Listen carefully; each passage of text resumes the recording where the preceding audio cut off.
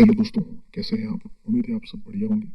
आपने न्यूज़पेपर में या फ़ोन में कहीं न कहीं वेदर रिपोर्ट्स चेक करा होगा। जनरली आज हम कहीं भी निकलते हैं तो या हम आए दिनों कहीं न कहीं फ़ोन्स वगैरह में या टीवी चैनलों में वेदर से रिलेटेड कोई ना कोई प्रेडिक्शन को देख लेते हैं। यह चीज़ें कैसे अवेलेबल हो पाती है आज के टाइम पर, इस बात को हम इस वीडियो में समझ रहे हैं। मौसम से रिलेटेड जो भी चीज़ें हमें प्रेडिक्ट करके दिखाई जाती हैं, दरअसल वो वेदर सैटेलाइट्स के द्वारा बताई जाती हैं।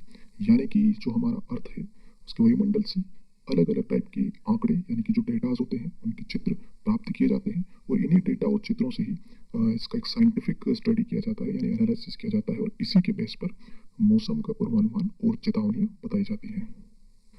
अब सवाल यह है कि यह मौसम उपग्रह यानी कि जो वेदर सैटेलाइट्स हैं इन्हें कौन सी ऑर्बिट में स्थापित किया जाता है। तो इन्हें जो है जियो स्टेशनरी ऑर्बिट में स्थापित किया जाता है।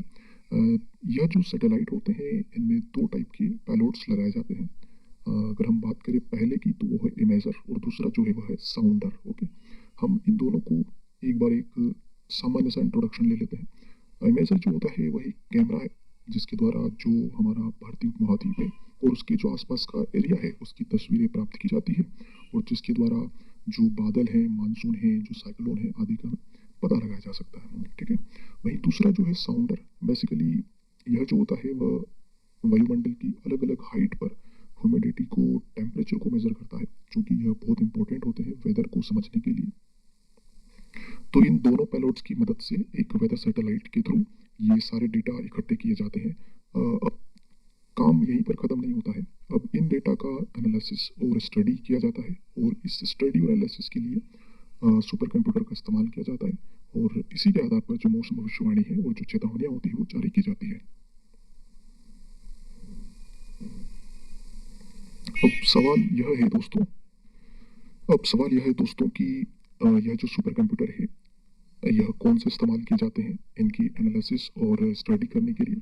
तो हमारे इंडिया में जो टॉप 5 कंप्यूटर है सुपर कंप्यूटर, उनमें से जो फोर्थ नंबर है वह है प्रत्युष का और जो आईआईटीएम पुणे में लगा हुआ है और जो फिफ्थ नंबर का है वो है मिहिर, वह ग्रेटर नोएडा में लगा हुआ है।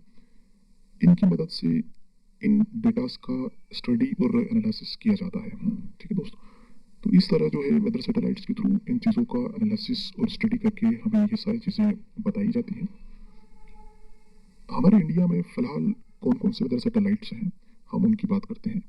जो पहला है वो है मेडसेट 1, जिसका नाम चेंज करके अब कल्पना फर्स्ट कर दिया गया है। इसे लॉन्च किया गया था 2002 में।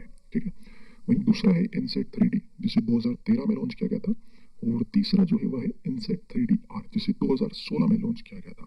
जो इनसेट 3D है और इनसेट 3D R है, ये दोनों ही उन्नत वेदर सैटेलाइट्स हैं यानी कि एडवांस्ड वेदर सैटेलाइट्स हैं।